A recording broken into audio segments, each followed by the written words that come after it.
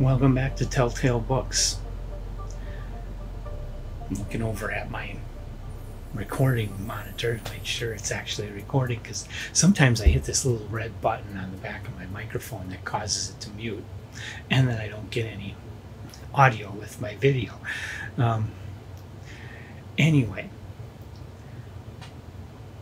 I'm doing this video, posting this video on the birthday anniversary of Cyril M. Kornbluth,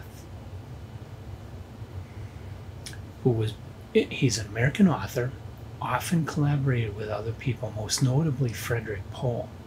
He was one of the early science fiction fans, starting fandom with Pohl and Heinlein and Asimov and a bunch of other people. And he was born in 1923, July 23rd. Today, as this posts on YouTube, of 1923. He died March 21st in 1958. So his career got going in the late 1930s, but he didn't really start writing his best stuff until the 1950s. That's when what Kornbluth did really started to connect with where science fiction grew to. He became one of the most valuable science fiction writers, and then 9 years into the real meat of his career, he got cut down. Very, very unfortunate. But he left us some great, great stories. Probably his most famous work, his most famous long work he wrote with Frederick Pohl, called The Space Merchants. His most famous short work he wrote on his own, called The Marching Morons, which is one of our top tales. And I got to do a video on that one of these days. But for Kornbluth's birthday, I decided to go back to his earliest story. But his earliest story, according to the Internet Science Fiction Database, is called The Purchase of the Crane. It was supposedly published in March of 1939, but that publication, I can't even find out who published it, much less find a copy anywhere. It was published in a fanzine that Donald A. Wollheim was publishing in 1945, but as far as I can tell, Wollheim only published the second part of the story, not the entire story. And I can't find any trace of that issue of Wollheim's fanzine. There's record of it out there, and there's record of part 2 of The Purchase of the Crane.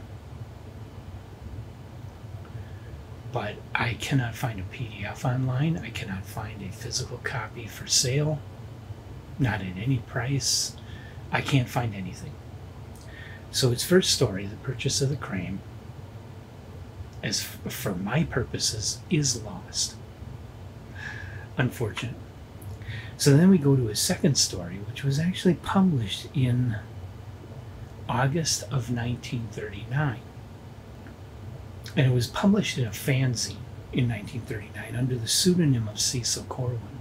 Later on, it was published in the April 1941 issue of Stirring Science Stories, so it did get professional publication after a couple of years.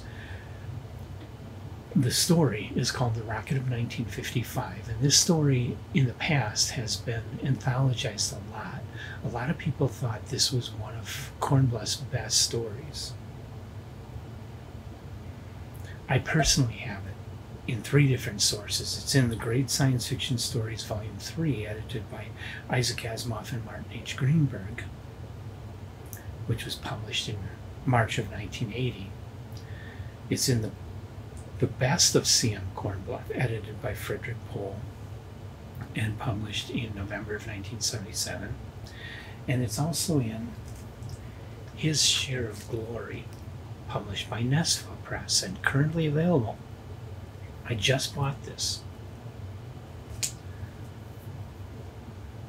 Although His Share of Glory was originally published in December of 2009, you can still buy it at Nesfa Press's website.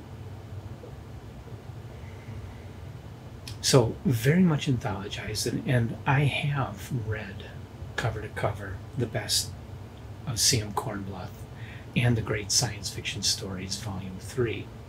So, and I've read both of those twice. So I've read The Rocket of 1955 at least 4 times already in my life, which is kind of unique for me. There's a lot of stuff that I've only read once, and I read it way back in 1978. Don't remember it very well. But this one is a little different. I have read it. It's a very short story. And for 1939, very different. Even for 1941, very different from most other science fiction, which is probably why it didn't get published in Astounding. The basic synopsis. You're in the future, and 2 men come up with an idea to sell seats on a rocket to the moon. Or to Mars, rather. To Mars. So, they build a rocket. People see this rocket built, and they're actively selling people on, hey, buy a seat and go to Mars. And people go, hey, yeah, that sounds really cool, and they spend the money, and they want this seat to be one of the first people to go to Mars. So they get all this money, but the rocket doesn't work.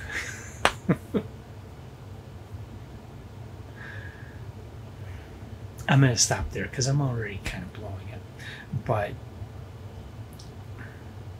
in the real world, we've seen these kind of schemes time and time again of people promising people things that they have no intention of delivering on, or that they would like to deliver on but just can't. I forget the woman's name. There's a woman who got very, very rich and very, very famous with some kind of a medical procedure, a pharmaceutical, and she was claiming how it had all these great possibilities, and she just needed to finish developing it. Well, she never did. She took a lot of money from a lot of people and never delivered on this product. Maybe she really thought she could do it, but she never did pull it off, and so she's now in prison for having taken all this money from people and spent the money so she can't give it back, and never giving them what she promised. So this kind of thing happens in the real world. People really do hatch these schemes to use promises of technology to get people to give them money, and then they walk away with the money and never deliver on the technology. And Kornbluth knew this and thought it would be highly likely that somebody would pull that scheme with going to Mars or going to the moon, or otherwise going into outer space, sell people seats, and then the rocket never can fly.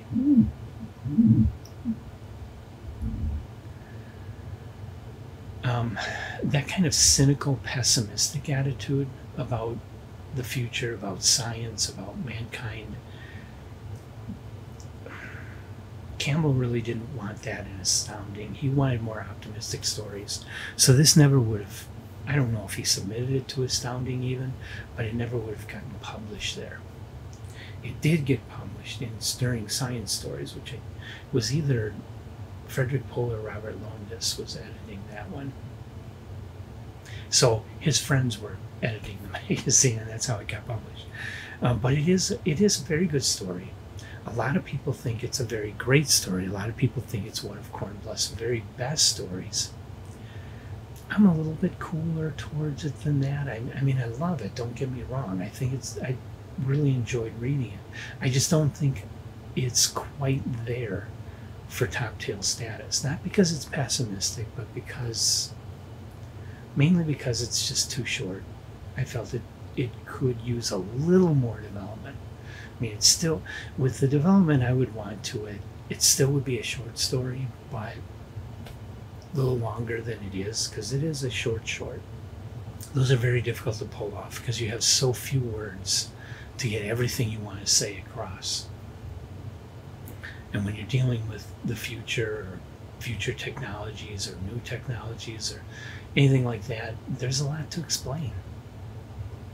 Especially back in 1939, you needed to do more explaining, because a lot of the things that people, a lot of the science fictional concepts that people are comfortable with today that you really don't need to explain to them, like you really don't need to explain what an android is anymore. But in 1939 you did. You had to explain that. So pulling off a short story back then in science fiction was ridiculously difficult. And for that reason, I think this falls short of being a top tale, but it is a really good story. Lots of people think this is a great story. It's well loved. It's considered a classic.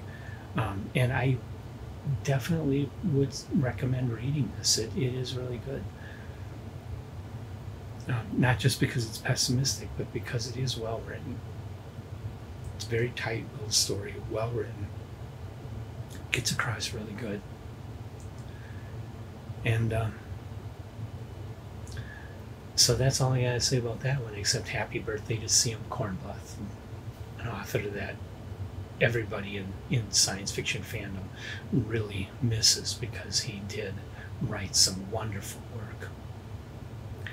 And this has, the reason I would try to go back to his very first story is because I've decided, because of the number, I think he's got 3 that I've given top tale status to. Because of that, I feel I got to include him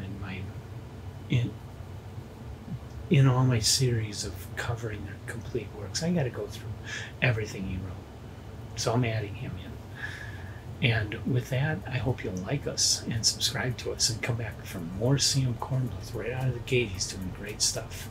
This guy was no amateur. He knew what he was doing, and is worth reading.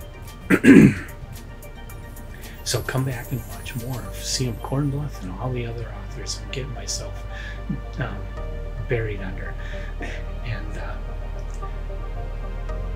you'll see me in those videos.